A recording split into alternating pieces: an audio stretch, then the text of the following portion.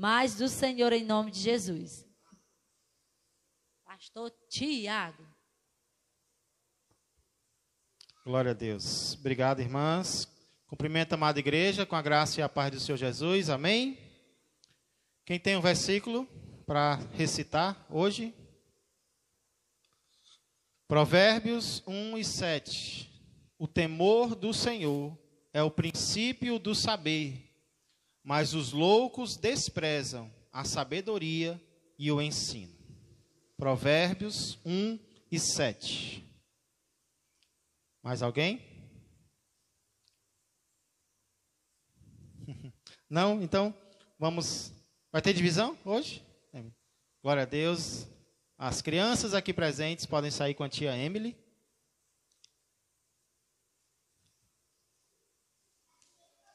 E nós, adultos, vamos continuar aqui para também meditarmos na palavra do Senhor. Eu começo pedindo que vocês prestem bastante atenção nas seguintes boas promessas que Deus tem para nos dar. Primeira se encontra em Salmo 34:7, o qual diz: o anjo do Senhor, obrigado, Fábio. O anjo do Senhor acampa-se ao redor dos que o temem e os livra.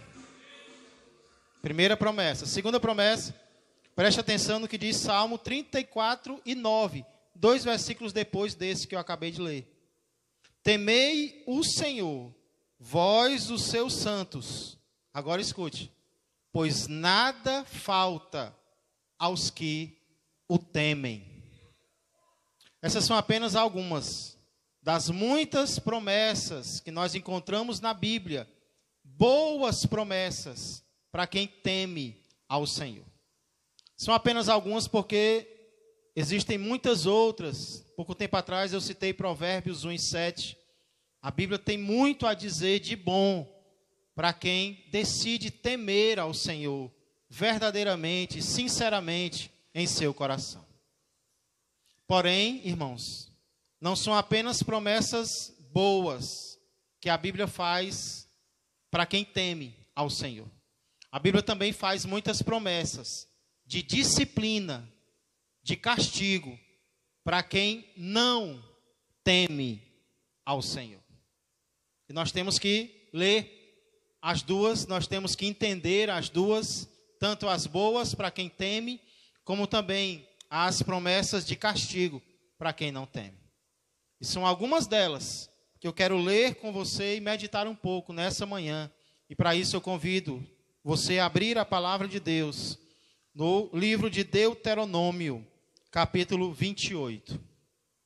Hoje nós vamos concluir esse capítulo que provavelmente não é o capítulo predileto de muitas pessoas, porque, de fato, ele fala muito sobre disciplina, ele fala muito sobre castigo, mas é necessário, irmãos. Deus nos avisa por um propósito, para que nós não trilhemos aquele caminho que leva para o mal. Então, ao invés de ficar chateado com capítulos como esse, nós devemos agradecer a Deus, porque Ele nos avisa do que pode acontecer conosco se nós nos desviarmos dele. Deuteronômio, capítulo 28. É um capítulo até consideravelmente grande, 68 versículos. E ele começa mostrando motivos pelos quais Deus promete que vai abençoar o seu povo. Se o seu povo obedecer a ele, se o seu povo ouvir a sua voz, Deus diz nos primeiros 14 versículos desse capítulo que não era o povo de Deus que ia correr atrás das bênçãos. Eram as bênçãos que iam correr atrás do povo de Deus, e não só iam correr, iriam alcançar o povo de Deus. Quando a gente obedece, irmãos, as bênçãos, elas são consequências naturais. Deus vai abençoar o seu povo naturalmente, por causa da obediência, como recompensa, não porque a gente merece, mas porque Ele prometeu que ia fazer assim, e Ele é fiel. Quando a gente obedece, uma recompensa, com certeza, vai vir. Porém, a partir do verso 15, até o final do capítulo, a maior parte do capítulo, Se trata de motivos pelos quais Deus promete que vai disciplinar o seu povo. Ele promete que vai abençoar se o seu povo obedecer, mas ele também promete que vai disciplinar. Na verdade, a palavra aqui é amaldiçoar o seu povo. Se o seu povo fizesse o quê? Primeiro, nos versos 15 a 46, ele diz que se o seu povo não obedecesse com inteireza em tudo, ele os disciplinaria. Pois não, Jesus?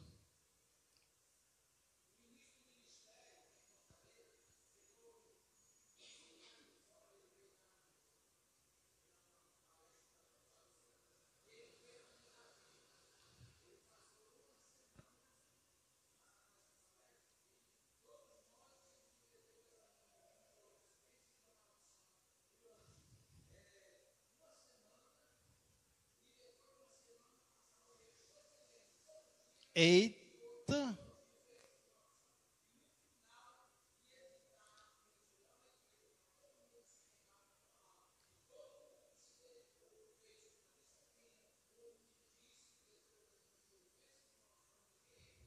Por que você não me deu essa ideia antes, Gilson? No começo do mês passado, né? Excelente. Guardo no coração a tua palavra para não pecar contra ti. Quanto mais da palavra de Deus estiver no nosso coração, irmãos, melhor para nós. Isso vai nos ajudar. E é importante saber o que Deus diz que vai acontecer com quem se desviar, com quem desobedecer. Porque às vezes a gente pensa que vale a pena, irmãos. Vale a pena se afastar, vale a pena desistir, vale a pena aproveitar a tentação, né? Mas aqui mostra a pena que vale. E aí foi uma boa ideia. Eu deveria ter me dado essa ideia antes, viu, Jesus? Você me vem dizer agora no encerramento de Deuteronômio 28, mas da próxima vez eu vou lembrar disso aí. Então, irmãos, primeiro, nos versos 15 a 46, Deus avisa que se o seu povo não obedecer em todas as áreas, em tudo, ele vai discipliná-los. E nós vimos que realmente Deus fez isso. Depois, nos versos 47 a 57, domingo passado, nós vimos que Deus avisa que se o seu povo não servir com alegria, ele os disciplinaria. Olha a importância de servir a Deus feliz, né? Sorrindo, alegre. É isso que Deus espera de cada um de nós. Agora, para concluir o capítulo, nos versos 59 a 68, Deus promete que se os seus servos não obedecessem a sua palavra com temor, ele os disciplinaria. Vamos começar lendo o verso 58. Deuteronômio 28 e 58 diz: se não tiveres cuidado de guardar todas as palavras desta lei, escritas neste livro, para temeres este nome, agora olha como é o nome, glorioso e terrível, o Senhor teu Deus, aí ele vai descrever o que Deus vai fazer se o povo não obedecesse a sua palavra com temor. E a gente vai entender melhor um pouco isso. Mas antes vamos orar mais uma vez. Senhor Deus e amado Pai, aqui estamos, pela tua misericórdia e graça nas nossas vidas. Não que nós mesmos, Senhor, sejamos merecedores, mas é o teu amor por nós, Pai, que age em nós, que continua, Senhor, a nos confrontar, que continua, Senhor, a nos confortar, para nos aperfeiçoar, cada dia mais, a imagem e semelhança do teu Filho, Jesus Cristo. Senhor, que não sejamos mais como meninos, agitados de um lado para outro, Senhor, inconstantes, mas que nos tornemos maduros, Senhor, centrados na tua palavra, centrados em teu Filho, Pai, firmes contra qualquer levante que possa vir contra nós, porque o Senhor só vai permitir na nossa vida aquilo que o Senhor perceber que nós estamos preparados para superar. Muito obrigado por ter nos trazido até este lugar pela manhã, também aqueles que não puderam estar, Senhor, mas estão nos acompanhando pelas redes sociais, que o Senhor abençoe a cada um, Que este dia, Pai, seja consagrado a Ti, que esta semana seja consagrada a Ti, que este mês, Senhor, seja consagrado ao Senhor, pois tudo isso eu peço e agradeço, em nome de Jesus Cristo. Amém e amém. Vou ler novamente o verso 58. Se não tiveres cuidado de guardar todas as palavras desta lei, Deus está avisando, escritas neste livro, para temeres este nome glorioso e terrível, o Senhor teu Deus, e aí ele vai citar alguns castigos que o povo vai arcar, vai receber por causa disso. Irmãos, aqui diz, para temeres, se não tiveres cuidado de obedecer para temer. Uma pergunta que eu faço para vocês. O crente, ele obedece a palavra de Deus para temer a Deus, ou ele teme a Deus para obedecer? Ele obedece para temer, ou ele teme para obedecer?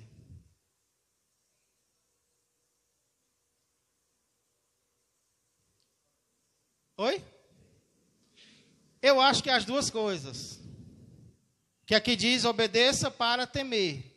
Mas eu creio que as duas coisas, elas acontecem.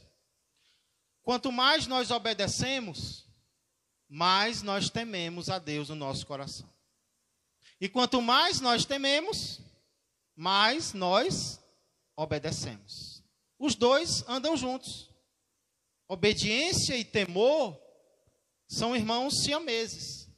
Tem que andar juntos. Não se separam. Sabe por que não se separam? Porque se na nossa obediência, irmãos, nós não tivermos temor, nós vamos até obedecer a Deus. Porém, nós vamos obedecer com o sentimento errado. E Deus não quer isso.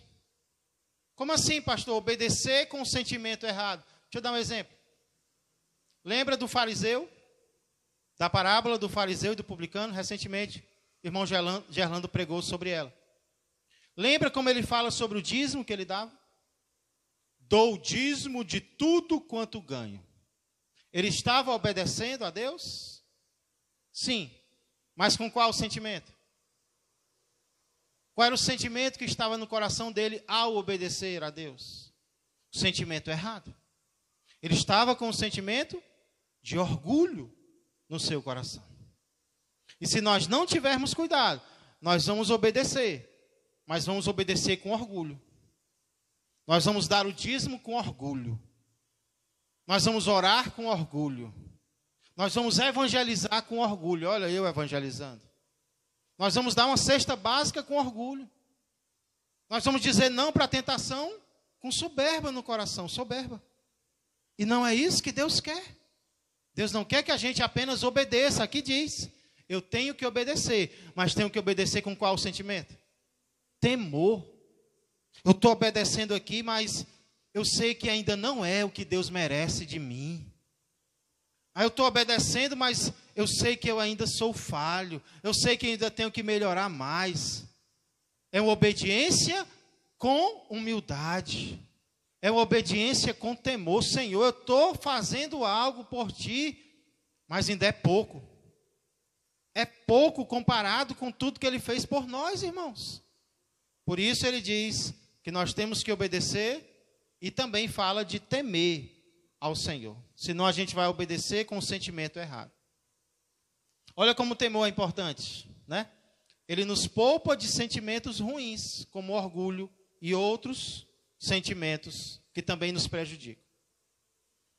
Porém, aqui vai mostrar que o temor não nos poupa apenas de sentimentos ruins. Ele vai nos poupar também de maldições. Ele vai nos poupar também de disciplinas do Senhor na nossa vida. E aí ele relata quais são as disciplinas de quem não obedece a Deus com temor. Vamos ler os versos seguintes, a partir do 59. Então, consequência de quê? Consequência de não ter temor em obedecer ao Senhor. Então o Senhor fará terríveis as tuas pragas, as pragas da tua descendência, grandes e duradouras pragas, e enfermidades graves e duradouras. Fará voltar contra ti todas as moléstias do Egito, que temeste, e se apegarão a ti. 61. Também o Senhor fará vir sobre ti toda enfermidade e toda praga que não estão escritas no livro desta lei, até que sejas destruído. Ficareis poucos em número, vós que eres como as estrelas dos céus em multidão. Por quê? Porque não destes ouvidos à voz do Senhor vosso Deus. Assim como o Senhor se alegrava em vós outros, em fazer-vos bem e multiplicar-vos, da mesma sorte, o Senhor se alegrará em vos fazer perecer e vos destruir. Sereis desarraigados da terra, a qual passais para possuí-la. O Senhor vos espalhará entre todos os povos, de uma até a outra extremidade da terra. Servirás ali a outros deuses que não conheceste, nem tu, nem teus pais. Servirás a madeira e a pedra. Nem ainda entre estas nações descansarás, nem a planta de teu pé terá repouso, porque o Senhor ali te dará coração tremente, olhos mortiços e desmaio de alma. A tua vida estará suspensa como por um fio diante de ti.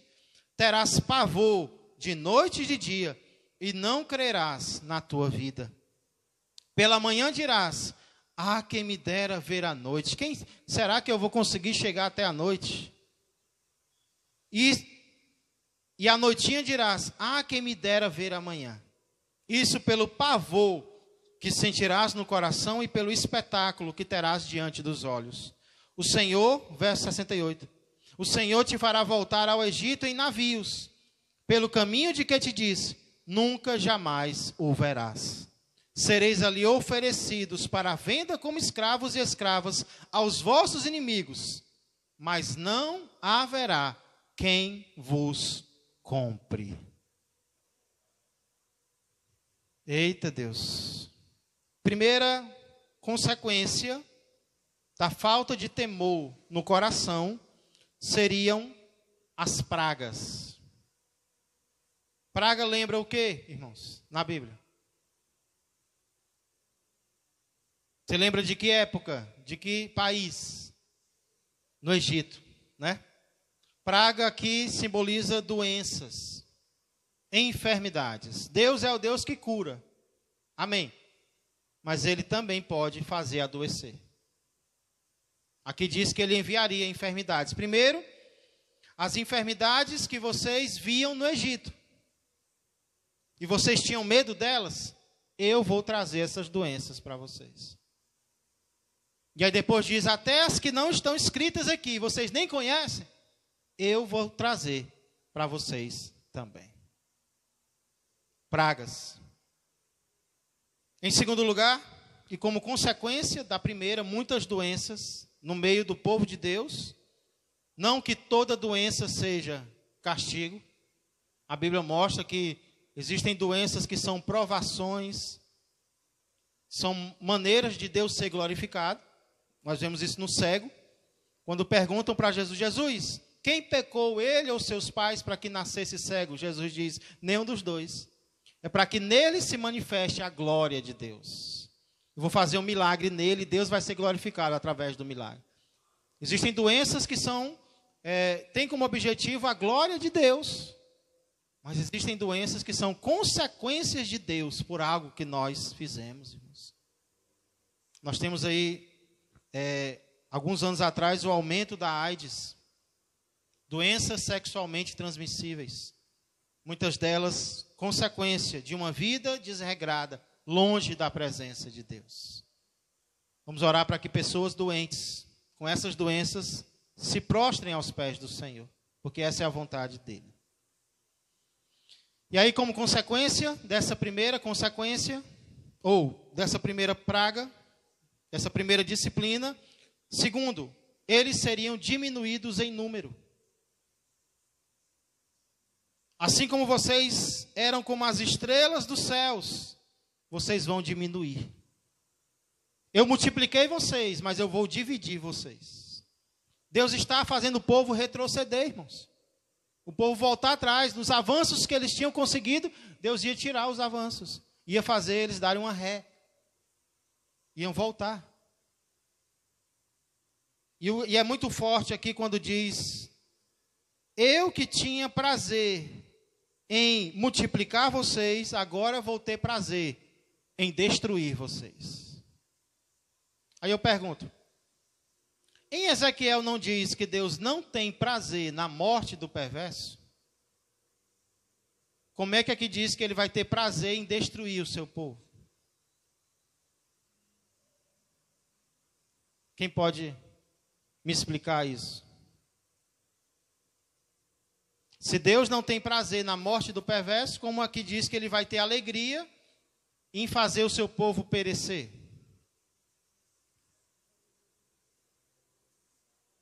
Como é?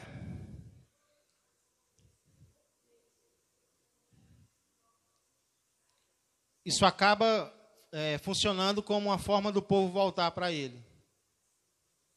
É uma estratégia que Deus muitas vezes usa mesmo, Leidiane. Deus dá peia na gente, porque ele vê que ali vai ser uma forma da gente se voltar para ele.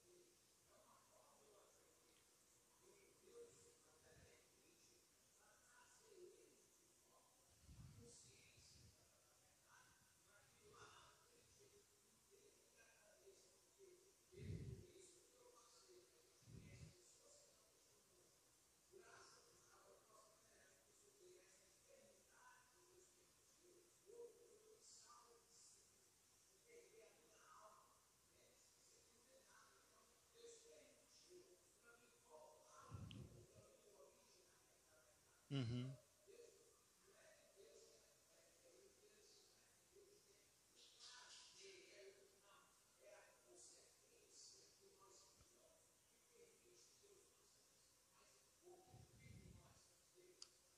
Verdade. De certa forma, o que o Gil está dizendo é que o perverso ele não tem tanto conhecimento. E aí Deus vai ter mais misericórdia dele do que o seu povo que o conhece mais, né? E aí também Deus vai usar aquilo para trazer o seu povo de volta, né? Como a Lidiane falou. Irmãos, eu creio que somado a isso que vocês disseram, também tem a questão de Deus ter atributos e ele ter alegria em tudo aquilo que ele faz. É claro que entre salvar e condenar, Deus prefere o quê? Deus prefere salvar. Mas como ele é justo, ele também tem prazer na justiça que ele executa. Então, se o seu povo merecer, é claro que Deus não preferia ter misericórdia deles e salvá-los. Mas como ele está avisando e o seu povo não vai escutar, então ele também vai ter prazer em ser justo com eles. Não é que é isso que Deus prefere, né? Condenar a pessoa. Não, ele prefere salvar. Mas se for o caso de ter que mandar alguém para o castigo, aquilo vai ser feito, porque Deus é perfeito, com a alegria de um justo juiz que está fazendo a justiça. Entendeu? Exatamente.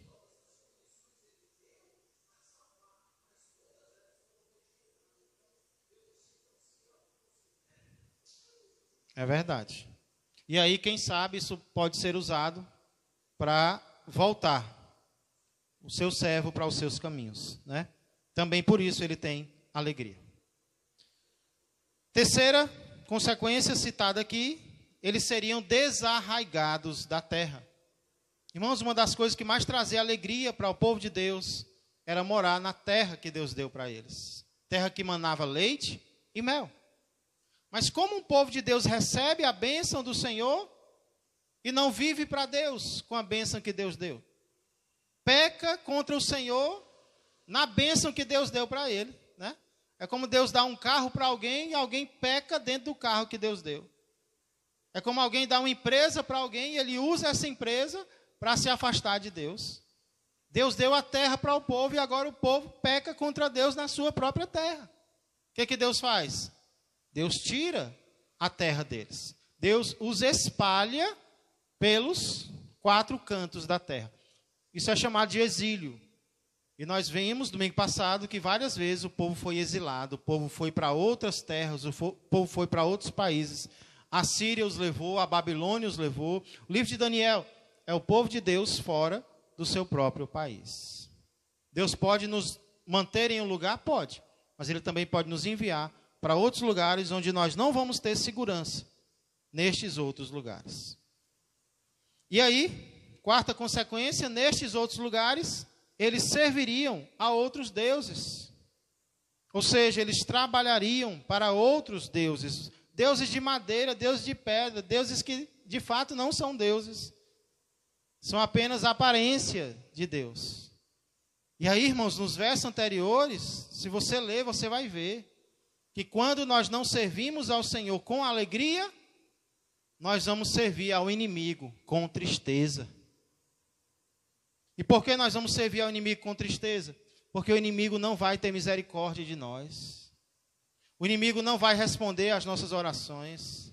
O inimigo não vai ter amor para conosco, não. Ele vai nos tratar, ele vai amassar o pão antes de nos dar. Nós sabemos que no mundo é assim, ninguém tem misericórdia de ninguém, não. Vacilou, morreu. Deus não, Deus nos avisa, Deus chama, Deus convida. E quando a gente obedece, Ele ainda recompensa. Temos que servir ao Senhor com alegria, alegres. Ô Senhor, que privilégio meu, eu que estava lá no mundo, ansiando a comida dos porcos, e ninguém me dava nada. Quando a gente era filho pródigo, era assim. A gente queria comer o que os porcos comiam, mas ninguém nos dava nada. A gente era tristeza por cima de tristeza. O sorriso era só aquele sorriso falso, amarelo. Exterior, mas por dentro era querendo o quê? Tirar a vida, né? Era querendo desistir de tudo. E hoje, na presença do Senhor, Ele alegra o nosso coração. Tem luta, pastor? Tem. E é bom que tenha, para a gente se manter ali aos pés do Senhor. Imagina se não tivesse luta, né? Mas vale mais a pena servir a Deus do que ao inimigo, né, irmãos? Mas não sirva a Deus com alegria, não. E aí você se ilude com o mundo e vai servir ao mundo com tristeza, com choro, com lágrimas. Quantas pessoas a gente encontra por aí que dizem assim: ah, como eu queria voltar para a casa de Deus, mas eu não consigo. Ah, como eu queria voltar, eu tenho saudade. Só o que eu escuto é: eu tenho saudade dos velhos tempos, eu tenho saudade de servir ao Senhor. E não consegue sair de lá, porque está escravizado, está escravizada novamente. E aí só Jesus para libertar. E às vezes não quer, porque está acostumado já com o sofrimento, com o pecado, né? Gilson.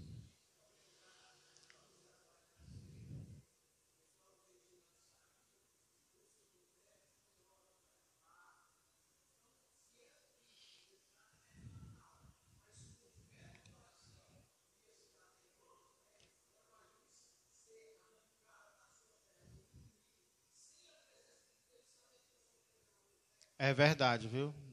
Ótima comparação, Gilson. Pessoas saem do seu país. Antigamente, os retirantes saíam da sua terra em busca de um emprego melhor em São Paulo, né? São Paulo. E recentemente, aqui na nossa igreja mesmo, uma mãe e uma filha saíram para ir para Portugal. E choraram, e choraram. E ainda hoje estão sofrendo por causa disso. Mas foram livremente. A irmã Ana Cláudia, a irmã Letícia, né? Estão lá tentando se adaptar com muitas lutas. Orem por elas, viu? O negócio lá não é fácil. Agora imagina alguém que é arrancado à força, sem tempo nem para fazer uma trouxa da sua própria terra. Ah, como Deus é cruel. É não, irmãos. Deus avisou. Deus avisou. Pecado não vale a pena. E aí, em quinto lugar, ainda como consequência de tudo isso, o texto cita o pavor. É uma escada rolante para baixo. Deus ia diminuir, doença, o povo ia diminuir. O povo diminuindo ia ficar fraco e ia ser conquistado por outros povos. Lá nesses outros povos iriam servir a outros deuses. Como não podiam, Deus não ia ouvir as orações deles, eles iam ficar com medo. Várias vezes aqui nesse texto cita o pavor, medo. Medo até de colocar a planta do pé no chão. Algum tempo atrás nós tivemos algo triste, muito triste para os judeus, que foi o Holocausto. E aí eu assisto filmes sobre isso, eu leio, eu me interesso muito pela Segunda Guerra, e eu vejo quantos judeus sofreram, irmãos.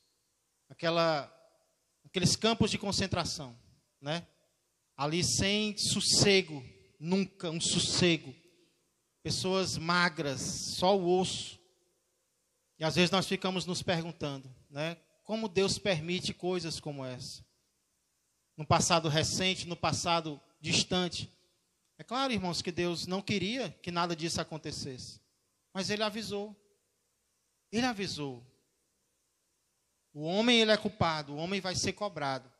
Mas nós também fazemos a nossa parte. E ele fala, quando é de manhã, vocês vão ter pavor. Quando é de noite, vocês vão ter pavor. Medo, medo, medo, medo. E a lição que eu aprendo aqui é, ou nós tememos, ou nós tememos. Como assim, pastor? Ou nós tememos a Deus e não tememos mais ninguém, ou nós não tememos a Deus e nós tememos tudo.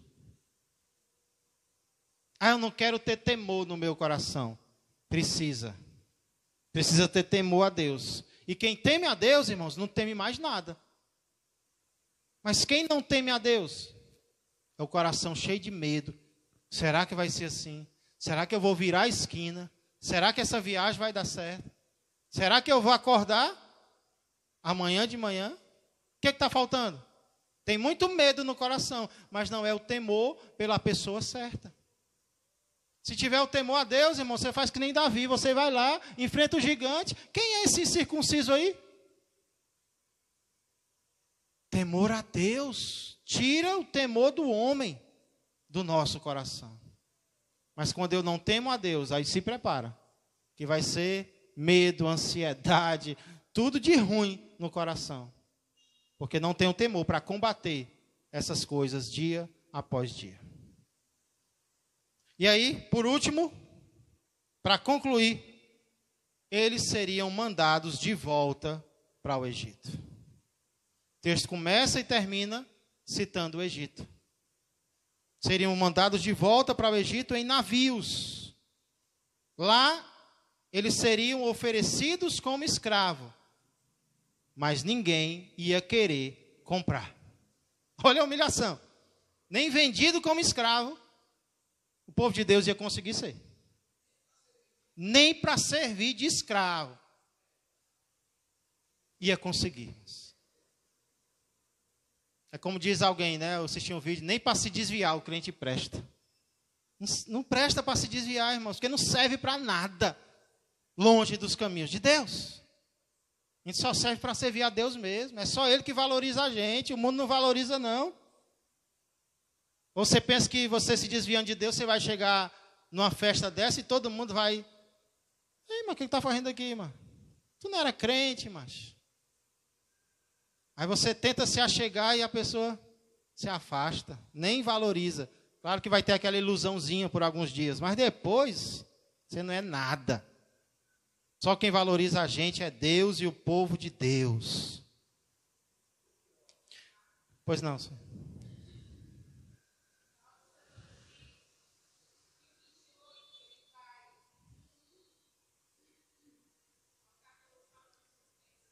Isso.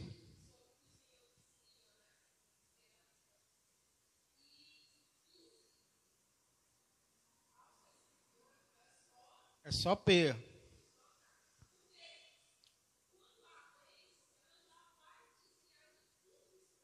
Isso.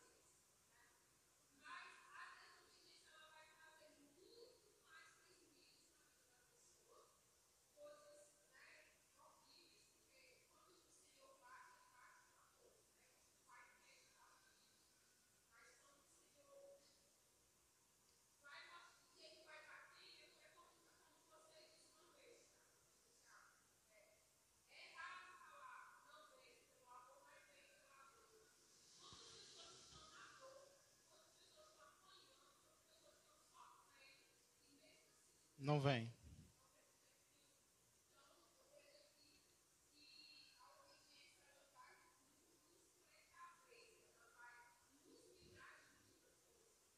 Verdade. E existem momentos, irmã Suiane, além disso, que, interessante, vai prevenir de muita coisa, né? Não tinha parado para pensar nisso. Às vezes, nós, seres humanos, nós temos mais dificuldade de acreditar que Deus vai fazer algo difícil com a gente do que Deus vai fazer algo bom. Que Deus vai fazer algo bom, a gente acredita, a gente toma posse. Mas que Deus vai nos disciplinar, parece que Ele tem que repetir mais vezes, né? Ele tem que passar mais tempo dizendo, explicando, você não está acreditando em mim, né? É que nem um filho que escuta o pai e a mãe prometer um castigo, entra no ouvido e às vezes sai pelo outro. Se prometer que vai dar um presente, você pode prometer de manhã, que ele passa o dia todinho esperando aquele presente, né? E ai de você se não chegar com o presente na mão, que ele lembra. Eu lembro, escutando as pegadas da minha mãe, que ela disse que ia me dar um videogame. Quando completasse, eu acho que era 12 anos. E ela não chegou com videogame. Ixi, aquilo foi uma chateação para mim. Mas eu cheguei aqui, meu filho, com uma poupança, acho que na época eram uns R$100, para a gente começar a juntar para comprar um videogame. Mas a senhora disse que ia me dar o videogame. Agora um pai que promete que vai dar uma P no filho, aí o filho tem a tendência de quê? Esquecer. Esse é um dos motivos porque eu creio, Suiane, que Deus se detém mais. Deuteronômio 28 é mais Deus falando de disciplina do que mesmo de bênção. Não é porque Deus quer mais nos disciplinar do que nos abençoar, não. É para a gente gravar no coração que Deus está falando sério. Deus não está brincando quando diz que coisas ruins vão acontecer se nós desistirmos da palavra dele, se nós não obedecermos a ele com temor. Tanto é, irmãos, que depois disso aqui o povo esquece. Depois disso aqui o povo não acredita e faz justamente o que Deus diz para não fazer. E tudo isso aqui se cumpre na vida do povo de Deus, do Antigo Testamento. Inclusive, é muito impressionante, irmãos, como isso se cumpriu, por exemplo, quando Tito, ele toma a cidade de Jerusalém no ano 70 depois de Cristo, e os judeus de 17 anos para baixo, ele manda para o Egito. Que foi que Deus disse aqui? Sereis levados de volta para o Egito em navios. Olha como a palavra de Deus se cumpre. Tito manda jovens com menos de 17 anos para o Egito em navios. 70 depois de Cristo, muitos anos depois que isso aqui foi escrito. Ó. E dizem que eles foram levados com tão pouco cuidado que no caminho 11.000 morreram. Vou ler para vocês. Quando Jerusalém foi tomada por Tito, dos cativos que, como observamos em Deuteronômio 28 e 62, foram enviados ao Egito, os menores de 17 anos foram vendidos Mas tão pouco cuidado foi tomado com esses cativos que 11.000 deles pereceram. Os mercados estavam superabastecidos com eles, de modo que José é um historiador judeu famoso, diz em outro lugar que eles foram vendidos, falando de outros judeus, com suas esposas e filhos, pelo preço mais baixo, havendo muitos para serem vendidos, mas poucos compradores. Tinha muita oferta e tinha pouca gente para comprar. Então, vocês vão ser oferecidos, mas ninguém vai querer comprar vocês. Olha como se cumpre, irmãos, na história, exatamente o que Deus prometeu. Jerônimo diz que depois da sua última derrubada por Adriano, imperador, muitos milhares deles foram vendidos. E aqueles que não puderam ser vendidos foram transportados para o Egito e pereceram por naufrágio ou fome, ou foram massacrados pelos habitantes. Egésibo também diz: havia muitos cativos à venda, mas poucos compradores, porque os romanos desdenhavam tomar os judeus como escravos, e não havia judeus restantes para resgatar seus compatriotas. O que nós podemos aprender com tudo isso, igreja? Deixa eu compartilhar algumas lições para nós encerrarmos. Primeiro, Deus avisa.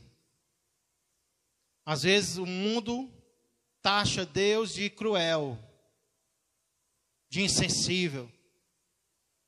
Mas não lembram que antes de tudo acontecer, Deus falou. E não quiseram prestar ouvidos ao que Deus falou. É como o corpo de bombeiros, que vai nas casas dizendo: olha, isso aqui tem que ser mudado, isso aqui tem que ser trocado. Aí o incêndio vem. E as pessoas culpam quem? Cadê o corpo de bombeiros que não vem apagar o fogo? Mas ele foi prevenir o incêndio. Ele falou que não deveria acontecer. E agora culpam o corpo de bombeiros porque ele não vem apagar o incêndio que já começou por culpa nossa. Deus quer evitar, irmãos, coisas na nossa vida. Assim também ele avisa do inferno. E quantas pessoas hoje duvidam do inferno? Zombam do inferno. Mas Deus está aí avisando. Segunda lição, Deus cumpre aquilo que promete. O problema é que a gente está acostumado com tantas pessoas cumprindo e não prometendo, que a gente pensa que Deus é assim também. Não, isso não vai acontecer não, isso aí é alegoria bíblica. Deus cumpre aquilo que promete. Como disse Balaão, Deus não é homem para que minta, nem filho do homem para que se arrependa. Tendo ele prometido, será que ele não vai cumprir? Deus é fiel, irmãos. Deus cumpre aquilo que promete.